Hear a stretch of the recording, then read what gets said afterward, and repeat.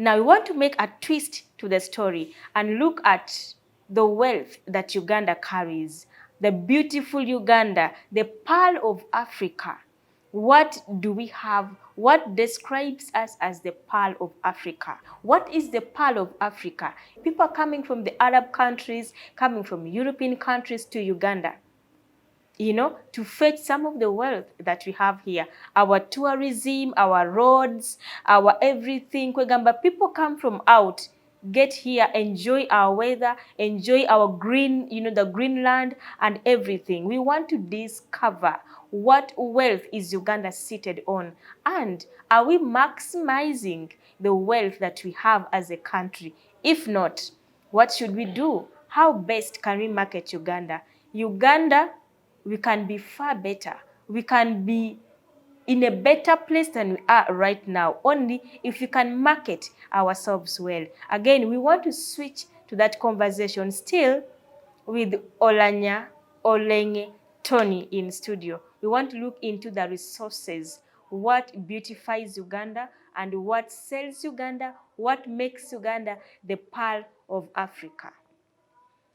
My sister, I will tell you, Uganda is a very beautiful country. You will not believe as a citizen, maybe not until you've left Uganda and crossed the borders, starting from the peace we have here. I'll give you context. If you cross a border from Uganda to another country, you will have a difference, even in the fresh, even the air that you breathe, even in the security. You cross from Uganda side of Elegu to Nimule side in South Sudan, you'll find a difference. Within the space of 50 meters, you'll find a difference. So Uganda is a very good country with a very good peace, very peaceful environment, very loving and very hospitable people. Yeah, that's true. You will come to Uganda and enjoy this country. And I'll definitely encourage so many people to visit this country. Out of 10%, what percentage would you give Uganda for marketing Uganda as a country? What percentage I would you give us? I think the biggest marketing Uganda has is in its people. When one tourist comes to Uganda, the way they are treated is what makes them to bring other people, not the way government markets. Okay. The marketing is being done by local people, or local investors, I would say. The government is sleeping. Hospitality, the hospitality you give to these investors when they come, to these tourists when they come, is marketing the country. Number two, the little efforts put by the tourist companies. I like what my senior Wakesa, Amos, is doing. Amos. He's doing a great job, an incredible job. Such people should have been put as the board member, I mean, the team lead at the Uganda Tourism Board.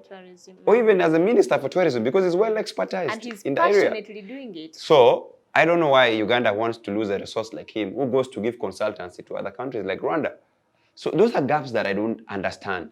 And that's why I think we need to have a disruptive approach to how this country is being governed.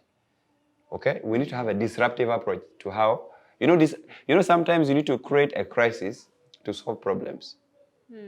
That is what Uganda needs to do now in key sectors like tourism. Because I'll tell you for a fact, if Uganda had embraced the kind of marketing and put a budget for tourism marketing and hired proper consultants and serious Ugandans like Amos, who are doing a good job at the private level, and brought in proper systems, we would be earning a lot more money as revenue streams from the tourism sector. We have over 5 beautiful game parks, large enough. Game reserves are in abundance. Our forest cover is amazing. We have waterfalls. We have everything to show about this country. The people are loving. Okay? Go to Karamoja, go to Sebei, go to Buganda, come to Bugishu, go to any part of the country. Actually, people are at peace. Every region has something to show.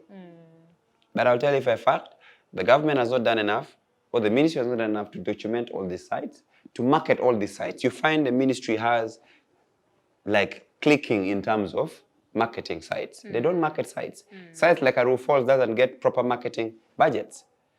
Sites, I will tell you for a fact that even the naming of Kololo was done by a person who is not being celebrated in the ministry department, in the Ministry of Tourism. Kololo was named by an Acholi chief called Ruot Awich Ibrahim Lutany Moi, who is celebrated every 30th of October. This is the second celebration, but the ministry has not been involved actively. Those are the gaps we see in the ministry, in the sector. But this is a man who was who fought with the British. They captured him, brought him to this place called Kololo now. Then he shouted and made an alarm that Adong Dong Kololo, to mean that I have now remained alone. That's how Kololo got his name. Kololo. Kololo is a naming that came from the people of Acholi. So he made a statement. Yes, he made a very strong statement there. So there are very many significant sites that should have been done properly well. Uganda's artifacts are lying in the British Museum, in the French Museum. Nothing is being done to recover them. Okay? Other West African countries are making bold moves. If you see what Burkina Faso is doing, what Chad is doing, what Mali is doing, the guys in Sahel states, they are very serious and focused people. Why? Because they've come with a disruptive approach to leadership. So that goes a long way to say that the tourism sector needs to be fully supported. Proper professionals should be hired in marketing the sector as strategists. So I believe we have the talent, like I've mentioned, Amos is there and other key people. We have the talent. What remains is Uganda thinks that they should hire whites to come and run the job for them. You will be shocked that Ministry of Tourism hires consultants who are whites to come and promote the tourism sector. Could it be they don't believe in their own? It is just stereotype. It's just inferiority complex, a mindset issue. Okay? But me and you know there are very good talents in this country that should be tapped locally. The second aspect that Uganda should celebrate or perhaps look at as a resource is our arable land. Fortunate enough, where I come from as Acholi sub-region, the north actually has the biggest arable land, or the land that can be cultivated for agriculture in the country. Government has supported the restoration of all the chiefdoms and kingdoms, which was banned, which is good, which the president should receive his flowers for. Government has supported the establishment and strengthening of these institutions. You will find they are building kingdoms, structures, they are supporting these traditional leaders. There's a budget that government has increased from 5 million shillings to 60 million shillings monthly as remuneration to the cultural leaders, the gazetted cultural leaders, who are 17 in number. And of late, last time government gave vehicles to the prime ministers of the cultural institutions, to the kings and the paramount chiefs of the different cultural institutions, which is a very good support. And government, through the Ministry of Gender, Labour and Social Development, has been supporting this sector of the cultural leadership. So I think that is a very good step. We need more. We need more. We need more. Agriculturally, how are we doing? I think Uganda should understand how the country is layered. There are regions that can contribute to the development, but they are being underlooked. Actually, sub-region, the north, the greater north, has a potential for agriculture, like other regions. Okay? In Buganda, they do matoke and the others coffee. And of course, I will tell you, matoke has now, the biggest production of matoke comes from Western Uganda now. I hope you have seen the statistics. Not Buganda now. The biggest supply comes from Western Uganda. I'll tell you for a fact that when the British, the mistake started from the colonial days. The British introduced cash crops, right? But they forced some of these cash crops on the people. So coffee was introduced this side. Then the argument they had was that actually all the north people in the north are strong. So give them crops that require hard labor, like cotton, like tobacco. How did they know this ground supports this kind of crop? Of course, they've been trying out these things. So right from that time, our people have not been doing perennial crops. And that's why for me, in my approach, I've been preaching the farming pattern has to change. We have a big agricultural potential to supply Africa, to supply Saudi Arabia, to supply the greater parts of the world. I'll tell you for a fact, now I am in a program to structure agriculture at a broad-based level, in a strategic level. And I will tell you, maybe to give context. Number one, our plan is that, firstly, we must organize our people. I told you, the biggest problem we face is disorganization. We must organize our people. How do we do that? Create the structures and re-establish structures of cooperatives. So I am in the move of registering cooperatives in every parish, the lowest, in every parish. A parish can have like 40 villages. Where parishes are big, I will even stretch it to 10 cooperatives. We have something they call Bolichop or village saving groups. These are not structures that are recognized formally by government. Yeah. We must streamline and structure them into circles that And are the recognized by communities value government. them a lot. Communities value them, but they don't know. That is a gap in leadership. That's why we have to come with a disruptive approach and introduce these circles to them. There's a microfinance support center that supports the registration processes, the training of these circles on how to manage the circles, bookkeeping and all that. Free government service. But it is not being taken down there. So we organize our people through the circles and cooperatives, okay? There's a whole minister for microfinance to handle the circle, Honorable Kasolo. There's a whole minister for cooperatives, okay? Currently, there's a move by government and the Cooperative Alliance of Uganda to re-establish the cooperative bank. So our people must not be sleeping, they must wake up. Because cooperatives, when you have them and train people, it means that if you are as Beatrice and your family have done farming and harvested, you will carry your harvest and take to the cooperative storage facility. And you're issued a receipt or a promissory note that you have 10 kilos of sim-sim, 30 bags of granules that you've brought. And this is sold at bulk level to a properly negotiated market. And now I am even going as far as empowering the cooperatives that are there to register for export licenses so that we cut out the middlemanship, because the biggest challenge we have is the middlemanship. You find Mukwano is in Kampala buying sunflower a kilo maybe at 10,000, but there is a middleman who buys from the ground at 2,000, who buys from the garden at 2,000. And I've told my electorate we shall be caning this middleman out of the system. So we need to have a disruptive approach. But we must organize the people. The people there are vulnerable because they're not organized. Yeah. So agriculture is a whole value chain. So if I've given you the structure of organizing them into groups of circles and cooperatives, transforming the village saving groups into circles, and then the farmers into cooperatives. When we do that, then we can, because those are cooperatives and circles, now those are what you would call local or grassroots companies. Because that's a company. It's a legal entity that can sign documents with other investors. Investors are coming. We can't take them to the people who are just owning gardens, 10,000 acres, 5,000, 200 acres, just like that, for doing contract farming. They're willing to work, but we need to organize our people. Now, when we organize our people, train them, we can then bring the investors, sign properly negotiated agreements to have commercial scale farming, open up the fields, open up the land, and start serious agriculture. Even our sim-sim, our groundnuts, our sunflower that has been having low market here, we can start having serious processing facilities in place. If Mukwano is not buying at a good price, we shall add value, put oil press machines and oil filtration machines like a refinery to refine the oil, package it. It's being done in Lamuo district already by my senior Nyoko. So it is possible to tap investors to even at a local level do value addition. So we will train the farmers on how to do post-harvest handling, how to do add value, how to do export handling. So that if we are doing matoke, and I'm telling you, it is a mindset of the colonials to push in our people that they cannot do matoke. When you go to Nuer now, you will find people who are doing matoke and they're doing in heaps of this. Recently, I saw... So it is possible to grow matoke in the north, and it grows very well actually. But we have not been doing it. Why? Because of the colonial mindset. So we must open up the heads of the people. Mindset change is a very big thing that we are preaching throughout this end process. So agriculture has big potential. The government has been slow in mechanization.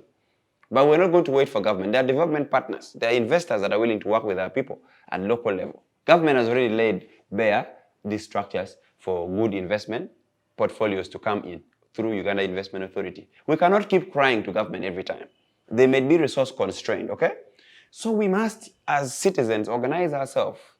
As leaders, organize ourselves to structure agriculture properly.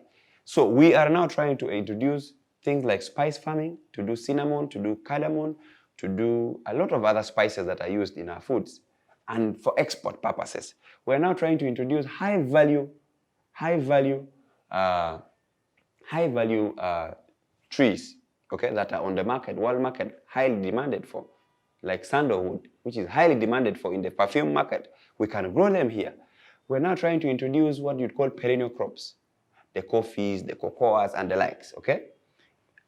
We bring in the matoke that can provide shade for the vanilla, and that is all possible within the north.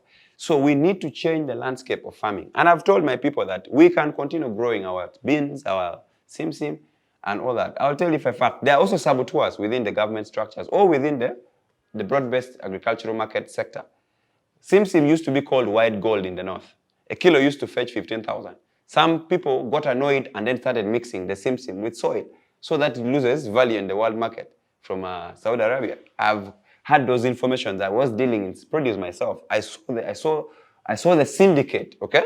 The syndicate people were doing. And this was being done by the middlemanship who were pushing this for export. That is why I want to empower the locals to even export by themselves, because it is possible. The Uganda Export Promotions Board is available to support them. The Ministry of Agriculture is willing to support them. But there should be a bridge, somebody to. That is why some of us are coming. And we have structured agriculture at a very strategic level. Now, when we do that, we will be a good food basket for Africa, because we are structured as almost the heart of Africa. We are allowed, or the climate, the weather allows Uganda to do productivity year in, year out. There was a year when I remember the government used to issue out cotton seeds, maize seeds to different communities. In my village, they used to come, like every year you expect seeds coming from the government. When it is time to go plant and all that, you'd get free donation of seeds. These days, what among the mistakes government has done is to venture into what you'd call GMOs, the genetically modified seedlings, which is, to me, a wrong move, okay? But you know, the problem is government is sometimes punched to the corner by these funders, the donors, okay? Who push for these narratives through parliament. They are lobbyists who run around with dollars, okay? Which is wrong. We needed to have kept, and this is something I'm doing, to have what you'd call the traditional seedlings bank, okay? The original maize brand, the original simsim. We don't mix them up with these things here. So with time, we shall be fighting the GMO system. I know that's a big fight because that's a global fight. When you start pushing them out of your system, they know definitely you're trying to wage war. And this is what you see now happening with the rampant cases of cancer. Because what we're eating is not organic. It is genetically modified. So that is one mistake that we made as a government. Number two, on the issue of seedlings, like for cotton and tobacco, which is mostly done by these companies, okay, that have subsidies. Most of these companies are manipulating our people. They are traumatizing our people. I have people who call me from sides of Palabek, Kitgum side, up to Lamore, who are doing tobacco. And they want to run away from that company, but they don't have alternatives. Because number one, they are being cheated.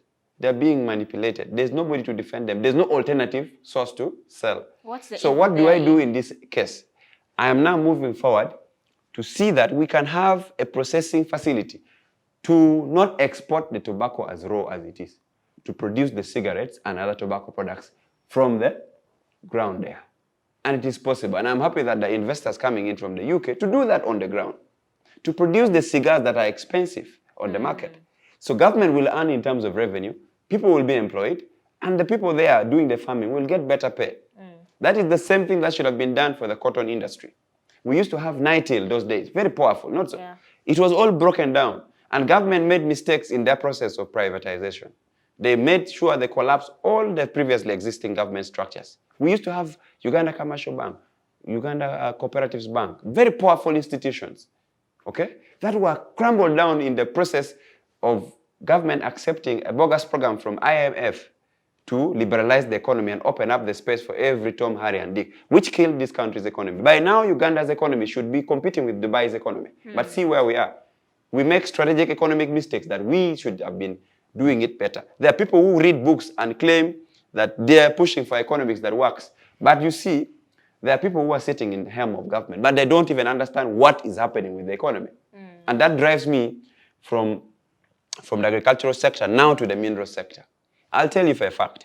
Do you know why Uganda shilling, which is the Uganda's currency now, local currency, is now the strongest growing currency in the whole of Africa? Do you know why? In shillings. The shillings is following. The shilling is number 2 in growth, following the Ghana cedis. $1 Ghana cedis now, $1 is equivalent to 10 Ghana cedis. $1 equivalent to 10 local Ghana cedis. Meanwhile, in Uganda, $1 is equivalent to about 3,400. No, 400. It's dropping every day. Wow. Why? Because of what is happening in the global space. The tariffs, the geopolitical chaos that has been happening, the wars that have been going on, the uncertainties has forced the price of commodities like gold or the precious metals, gold, silver, platinum, and the likes, to shoot up. So Uganda, being a gold-producing country, being a hub for gold processing and refining, has benefited a lot from the gold surge in the world, the gold demand in the world, because every investor in the world is selling away their stocks, selling away their shares in the stock market. They're going for physical gold. They're going for real value of money. Because what we have as money, what we have as cash, those days, money used to be backed by gold, okay? You would deposit your gold in the bank, and the bank would issue you what they call promissory note. What we have as money now is what the banks used to issue those days.